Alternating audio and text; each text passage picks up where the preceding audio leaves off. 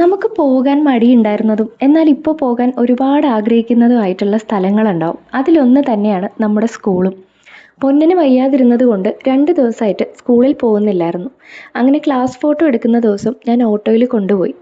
Photo എടുക്കാൻ കുറച്ച് late ആയതുകൊണ്ട് പൊന്നനെ ക്ലാസ്സിലിരുത്തിയ ശേഷം ഞാനും കുഞ്ഞപ്പനും കൂടി പുറത്ത് ഗാർഡനിലിരുന്നു. ഈ ചൂട് സമയത്തും നല്ല കാറ്റാണിവിടെ.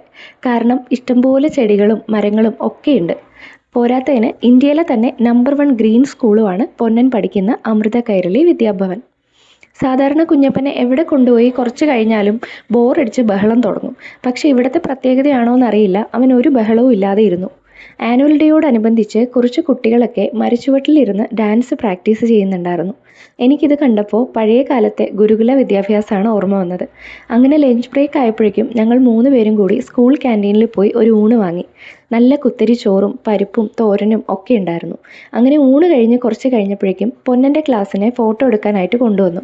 പൊന്നൻ്റെ ഫ്രണ്ട്സൊക്കെ എന്നെ കണ്ടപ്പോൾ നെവാൻ്റെ അമ്മ എന്ന് ഉറക്കെ വിളിച്ച് പറയുന്നുണ്ടായിരുന്നു.